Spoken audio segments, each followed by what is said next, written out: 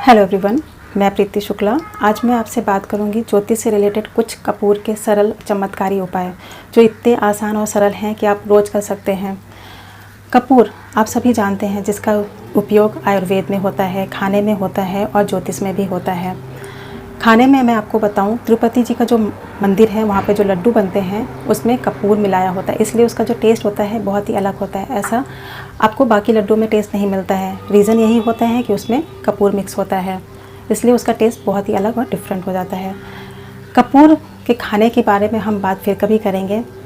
आज हम बात कर लेते हैं कि कपूर का ज्योतिष में क्या इस्तेमाल है और इसके क्या उपाय हैं। देखिए, कपूर जो है दो तरीके के होते हैं। एक टिकिया वाला जो आप लोगों को सभी को पता होगा, जो मार्केट में बहुत ही आसानी से मिलता है, और एक ये कपूर होता है जिसे भीमसेन कपूर बोलते हैं। इसे हिंदी में कपूर बोलते हैं और इंग्लिश में कैम्फर बोलते हैं।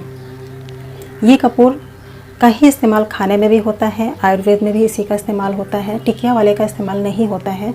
और ज्योतिष में भी आप इसी से अपने उपाय करें तो ज़्यादा अच्छा होगा और इसके रिज़ल्ट भी बहुत अच्छे आते हैं। और इसकी स्मेल भी बहुत अच्छी होती है, बहुत ही स्ट्रॉन्ग स्मेल होती है। जो कपूर की स्मेल आती है ना हमें, जब हम वो टिकिया वाला कई सारे कपूर जलाते हैं तब आती स्मेल, जो वो अगर एक टुकड़ा आप ये लेते हैं तो इसकी स्मेल उतनी उससे भी ज़्यादा अच्छी आती है। और इसको अगर आप तोड़ते हैं ना तो बहुत ही आसानी से टूट जाता है। ये देखिए, तो आप जब भी ज्योतिष का कोई भी उपाय करें तो आप ये वाला कपूर ही लें। अच्छा, आज हम बात कर लेते हैं कि कपूर के क्या उपाय हैं।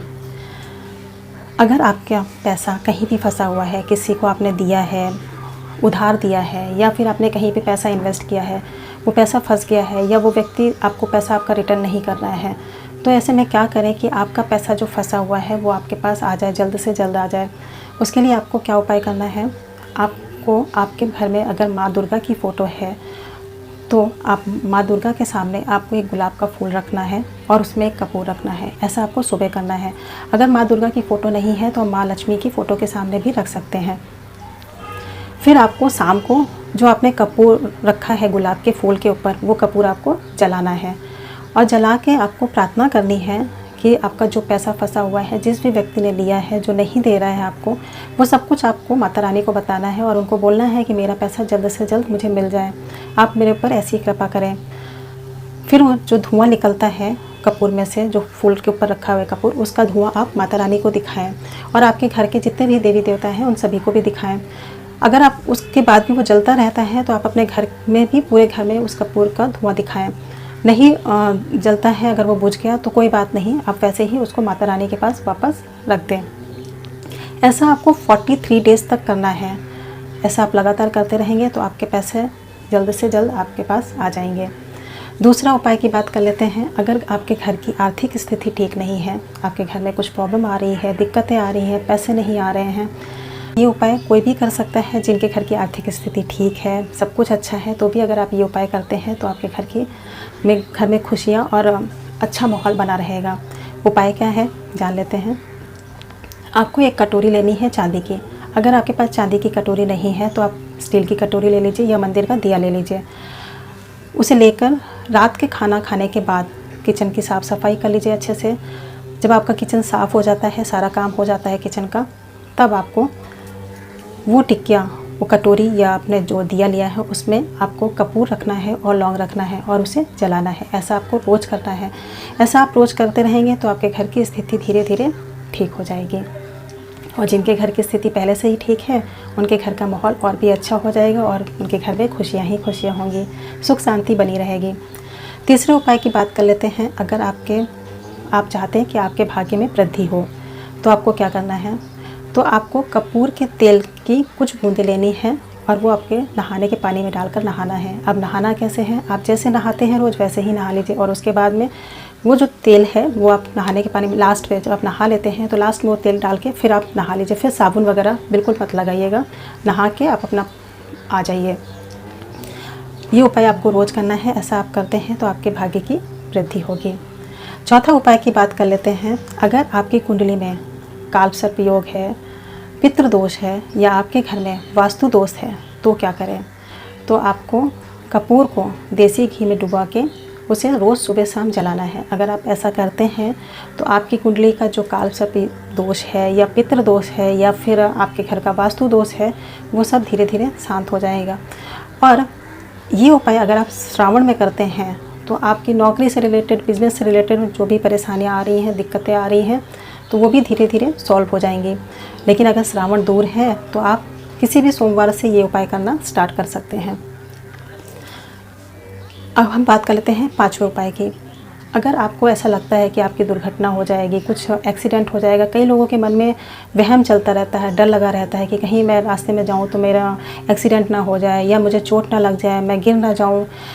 तो आकस्मिक दुर्घटनाओं से बचने के लिए क्या करना है आपको हनुमान चालीसा का पाठ करना है, सुंदरकांड का पाठ कर सकते हैं। अब जो भी करते हैं, हनुमान चालीसा का पाठ करते हैं या सुंदरकांड का पाठ करते हैं, उसके बाद में आपको कपूर जलाना है। कपूर ज़रूर जलाएं। अगर आप कपूर जलाते हैं हमेशा तो आपको जो भय लगा रहता है, डर लगा रहता है, उससे आपको छुटकारा मिल जाएगा। आपका भय और आपका डर जो है ख़त्म हो जाएगा धीरे धीरे। फिर हम बात करते हैं छठे उपाय की। छठा उपाय, अगर आपकी शादी में कुछ प्रॉब्लम आ रही है, शादी में दिक्कतें आ रही हैं, शादी हो नहीं पा रही है या फिर बात बनते बनते बिगड़ जाती है, कुछ ना कुछ अड़चनें लग जाती हैं, तो क्या करें? ऐसे में आपको 36 कपूर के टुकड़े लेने हैं, यानी 36 कपूर के टुकड़े लेने हैं। 6 आपको लौंग लेने हैं और थोड़ी सी हल्दी, थोड़ा सा चावल लेना है। फिर दुर्गा जी का पाठ करना है। पाठ करने के बाद में आपको जो हवन करेंगे, उस हवन में ये सारे सामान की आहुति देनी है।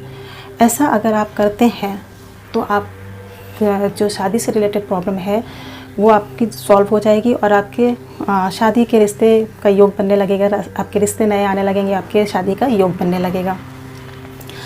अब हम बात कर लेते हैं 7वें उपाय की, कि अगर आपको अपना बुद्धि बढ़ानी है, दिमाग तेज़ करना है, तो क्या करें? बुद्धि बढ़ानी है, दिमाग तेज़ करना है, तो आपको हरे कपड़े का, कांसे के बर्तन का और कपूर का दान करना है। अगर आप ऐसा करते हैं तो आपका दिमाग तेज होगा, आपकी बुद्धि बढ़ेगी। 8वें उपाय की बात करते हैं तो अगर आपके घर में नेगेटिविटी रहती है, घर का माहौल अच्छा नहीं रहता है, सब आपस में लड़ते झगड़ते रहते हैं, बहस करते रहते हैं, एक दूसरे से आर्ग्यूमेंट करने लगते हैं, कोई किसी की सुनता नहीं है, तो इसका मतलब है कि आपके घर में नेगेटिविटी है। या फिर कई बार क्या होता है कि हमारे घर का माहौल बहुत अच्छा होता है, सब कुछ ठीक चल रहा होता है, बहुत अच्छा चल रहा होता है, या फिर अचानक से कोई हमारे घर में आता है और अपना दुखड़ा रोने लगता है, कुछ बातें बताने लगता है, अपनी परेशानियां बताने लगता है, तो घर का माहौल ख़राब हो जाता है। और उसके बाद में, उसके जाने के बाद में भी हमारे घर में उसको लेके बहस हो जाती है, लड़ाइयाँ हो जाती हैं। तो ऐसे में क्या करें? तो ऐसे में आप एक बॉटल ले लीजिए, कुछ इस तरह की बॉटल ले लीजिए। इसमें आपको गंगा जल डालना है, गौमूत्र डालना है, कपूर डालना है और समुद्री नमक डालना है। ये सारी चीज़ें आप डालकर एक बोतल में, ऐसी बोतल आप बना लीजिए स्प्रे वाली, और उसमें भर लीजिए। और रोज़ आप अपने घर में ऐसे स्प्रे कर दिए, ऐसे। जब आप स्प्रे करेंगे ना तो आपके घर की नेगेटिविटी चली जाएगी। फिर आपके घर में कोई आता है, जैसा कि मैंने बोला, कोई भी व्यक्ति आता है और वो अपनी बहुत सारी नेगेटिव बातें बताता है, आपके घर का माहौल ख़राब हो जाता है, आप खुद भी बहुत उदास हो जाते हैं, दुखी हो जाते हैं कि अरे इसके साथ में ऐसा हो गया, परेशान हो जाते हैं। कहीं ना कहीं हम रात में भी नहीं सो पाते, कई बार दूसरों की परेशानी की वजह से, दूसरों की बातें सुन के, तो दिमाग में वो चीज़ें चल रही होती हैं। तो जब वो व्यक्ति चला जाए तो आप ये स्प्रे कर दीजिए, तो उसकी जो नेगेटिविटी है वो हमारे घर से ख़त्म हो जाएगी, वो नेगेटिविटी चली जाएगी, आपके घर में नहीं रुकेगी, आपके घर में नहीं टिकेगी, आपके घर में उसको बात को लेके प्रॉब्लम नहीं होगी, लड़ाई झगड़े नहीं होंगे।